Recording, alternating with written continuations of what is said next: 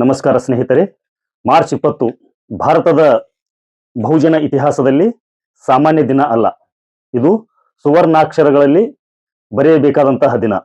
ಯಾಕಪ್ಪ ಅಂತಂದ್ರೆ ಪ್ರಾಣಿಗಳಿಗೂ ಸಹ ಮುಕ್ತವಾಗಿದ್ದ ಕೆರೆಯ ನೀರು ಮನುಷ್ಯರಿಗೆ ನಿಷೇಧವಾಗಿದ್ದ ಕಾಲ ಒಂದಿತ್ತು.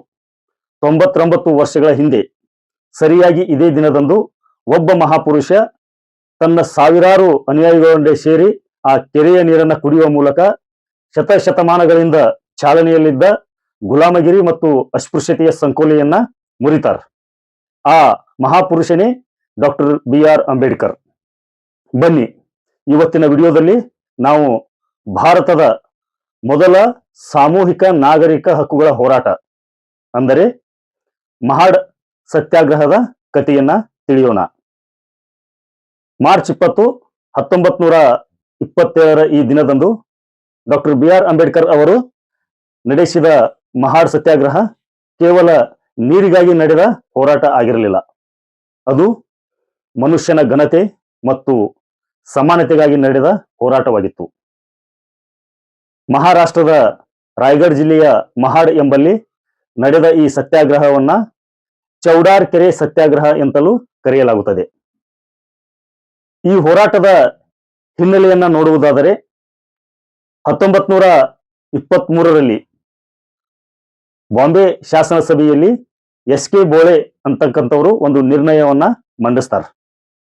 ಆ ನಿರ್ಣಯದ ಪ್ರಕಾರ ಸಾರ್ವಜನಿಕ ಮತ್ತು ಖಾಸಗಿ ಸರ್ಕಾರಿ ಅನುದಾನಿತ ಕೆರೆ, ಬಾವಿ ಮತ್ತು ಧರ್ಮಶಾಲೆಗಳು ಎಲ್ಲವೂ ಸಹಿತ ಅಸ್ಪೃಶ್ಯರಿಗೆ ಮುಕ್ತಗೊಳಿಸಬೇಕೆಂಬುದು ಆ ನಿರ್ಣಯದಲ್ಲಿ ಇರ್ತೈತಿ. ಈ ನಿರ್ಣಯ ಸರ್ಕಾರ ಮಟ್ಟದಲ್ಲಿ ಅಂಗೀಕಾರವಾಗಿದ್ದರೂ ಸಹ ಸಾಮಾಜಿಕವಾಗಿ ಸಮಾಜದಲ್ಲಿ ಅನುಷ್ಠಾನಕ್ಕೆ ಬಂದಿರುವುದಿಲ್ಲ. ಈ ನಿರ್ಣಯವನ್ನ ಜಾರಿಗೆ ತರಲು ಡಾಕ್ಟರ್ BR ಅಂಬೇಡ್ಕರ್ ಅವರು ಈ ಚೌಡಾರ್ ಕೆರೆಯ ಚಳವಳಿಯನ್ನ ಹಮ್ಮಿಕೊಳ್ತಾರೆ. ಈ ಸತ್ಯಾಗ್ರಹದ ಪ್ರಮುಖ ಅಂಶಗಳು ಏನಿದ್ದಪ್ಪ ಅಂತಕ್ಕಂಥ ಒಂದು ಅಂಶವನ್ನು ನಾವು ನೋಡುವುದಪ್ಪ ಅಂತಂದ್ರೆ, ಪ್ರಾಣಿಗಳಿಗೆ ಆ ಕೆರೆಯ ನೀರನ್ನು ಕುಡಿಯಲು ಅವಕಾಶ ಇತ್ತು.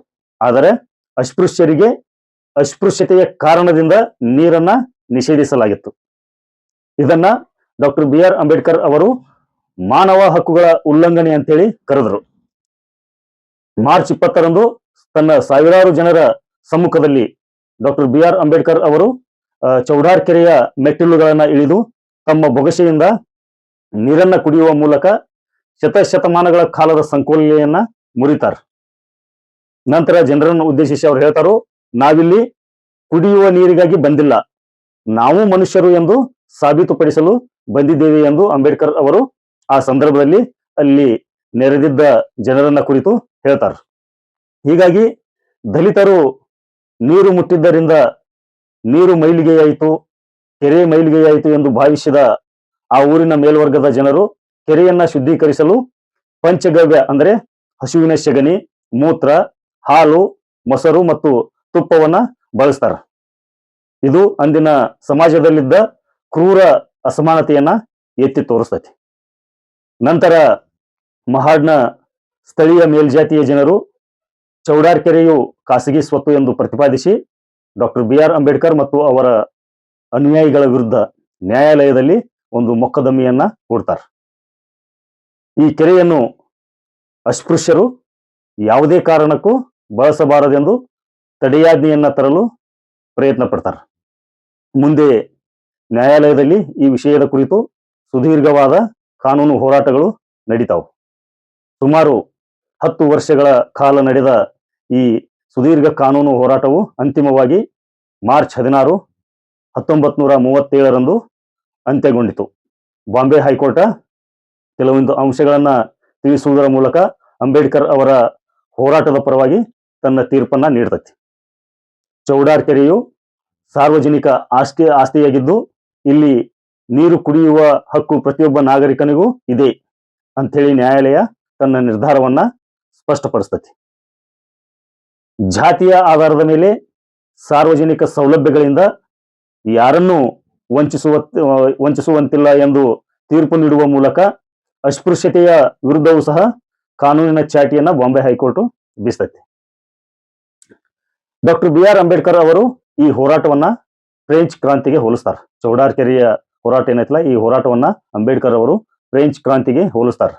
ಫ್ರೆಂಚ್ ಕ್ರಾಂತಿಯು ಹೇಗೆ ಸ್ವಾತಂತ್ರ್ಯ, ಸಮಾನತೆ ಮತ್ತು ಭ್ರಾತೃತ್ವ ಎಂಬ ತತ್ವಗಳನ್ನ ಜಗತ್ತಿಗೆ ಪರಿಚಯಿಸಿತೋ ಅದೇ ತತ್ವಗಳನ್ನ ಭಾರತದ ಜಾತಿ ವ್ಯವಸ್ಥೆಯ ವಿರುದ್ಧ ಅನ್ವಯಿಸುವುದು ಮತ್ತು ಅಸ್ಪೃಶ್ಯರಲ್ಲಿ ತಾವು ಮನುಷ್ಯರು ಮತ್ತೆ ತಮಗೂ ಸಮಾನ ಹಕ್ಕುಗಳಿವೆ ಎಂಬ ಆತ್ಮವಿಶ್ವಾಸವನ್ನ ಮೂಡಿಸುವುದು, ಜೊತೆಗೆ ಕಾನೂನು ಕೇವಲ ಕಾಗದದ ಮೇಲಿರಬಾರದು, ಅದು ಸಾಮಾಜಿಕವಾಗಿ ಸಮಾಜದಲ್ಲಿ ಅನುಷ್ಠಾನವಾಗಬೇಕು ಎಂದು ಸಾರುವುದು, ಮತ್ತೆ ಈ ಚದುರಿ ಹೋಗಿದ್ದ ಶೋಷಿತ ವರ್ಗವನ್ನ ಒಂದು ಸಿದ್ಧಾಂತದ ಅಡಿಯಲ್ಲಿ ಒಗ್ಗೂಡಿಸುವುದು ಡಾಕ್ಟರ್ ಬಿ.ಆರ್. ಅಂಬೇಡ್ಕರ್ ಅವರ ಗುರಿಯಾಗಿತ್ತು. ಈ ಶೋಷಿತ ಸಮುದಾಯವನ್ನ ಒಗ್ಗೂಡಿಸಲು ಡಾಕ್ಟರ್ ಬಿ.ಆರ್. ಅಂಬೇಡ್ಕರ್ ಅವರು ಈ ಚೌಡಾರ್ ಕೆರೆಯ ಸತ್ಯಾಗ್ರಹವನ್ನ ಬಳಸಿಕೊಂಡ್ರು.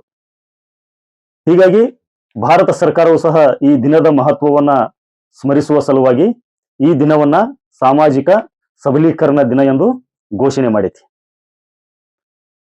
ಮಹಾಡ್ ಸತ್ಯಾಗ್ರಹವು ಕೇವಲ ಒಂದು ಕೆರೆಯ ನೀರನ್ನ ಕುಡಿಯುವ ಸಾಂಕೇತಿಕ ಹೋರಾಟ ಆಗಿರಲಿಲ್ಲ. ಅದು ಶತಮಾನಗಳ ಕಾಲ ಗುಲಾಮಗಿರಿ ಮತ್ತು ಅಸ್ಪೃಶ್ಯತೆಯ ಸಂಕೋಲೆಯಲ್ಲಿ ಬಂದಿಯಾಗಿದ್ದ ಶೋಷಿತ ಸಮುದಾಯದ ಆತ್ಮಗೌರವದ ಜಾಗೃತಿಯಾಗಿತ್ತು.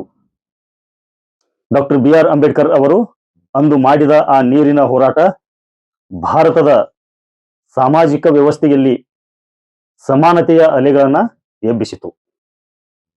ಅಸ್ಪೃಶ್ಯತೆ ಎಂಬುದು ಕೇವಲ ಸಾಮಾಜಿಕ ಪಿಡುಗಲ್ಲ, ಅದು ಮಾನವ ಹಕ್ಕುಗಳ ಉಲ್ಲಂಘನೆ ಎಂದು ಇಡೀ ಜಗತ್ತಿಗೆ ಗೊತ್ತಾಯಿತು. ಮಹಾಡ್ನಲ್ಲಿ ಅಂಬೇಡ್ಕರ್ ಅವರು ಪ್ರತಿಪಾದಿಸಿರ್ತಕ್ಕಂಥ ಸ್ವಾತಂತ್ರ್ಯ, ಸಮಾನತೆ ಮತ್ತು ಭ್ರಾತೃತ್ವದ ತತ್ವಗಳೇ ಮುಂದೆ ಭಾರತ ಸಂವಿಧಾನದ ಮೂಲಾಧಾರಗಳಾದವು.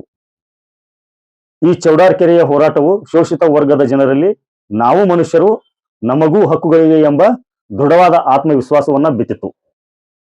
ಒಟ್ಟಾರೆಯಾಗಿ ಹೇಳುವುದಾದರೆ ಮಾರ್ಚ್ 20 ಕೇವಲ ಒಂದು ದಿನಾಂಕವಲ್ಲ, ಅದು ಅಮಾನವೀಯ ಪದ್ಧತಿಗಳ ವಿರುದ್ಧ ಹೋರಾಡಿದ ಕ್ರಾಂತಿಕಾರಿ ದಿನ. ಅಂದು ಡಾಕ್ಟರ್ ಬಿ.ಆರ್. ಅಂಬೇಡ್ಕರ್ ಅವರು ಹಾಕಿಕೊಟ್ಟ ಸಾಮಾಜಿಕ ನ್ಯಾಯದ ಹಾದಿಯು ಇಂದಿಗೂ ಸಹ ನಮ್ಮ ಪ್ರಜಾಪ್ರಭುತ್ವದ ಮೌಲ್ಯಗಳನ್ನ ಉಳಿಸಿಕೊಳ್ಳಲು ನಮಗೆ ದಾರಿದೀಪವಾಗಿದೆ. ಈ ಮಾಹಿತಿ ನಿಮಗೆ ಇಷ್ಟವಾಗಿದ್ದರೆ ವಿಡಿಯೋವನ್ನ ಲೈಕ್ ಮಾಡಿ, ಶೇರ್ ಮಾಡಿ ಮತ್ತು ಇಂತಹ ಮತ್ತಷ್ಟು ವಿಷಯಗಳಿಗಾಗಿ ನಮ್ಮ ಚಾನೆಲ್ ಅನ್ನ ಸಬ್ಸ್ಕ್ರೈಬ್ ಮಾಡಿ. ಜೈ ಭೀಮ್. ಧನ್ಯವಾದಗಳು.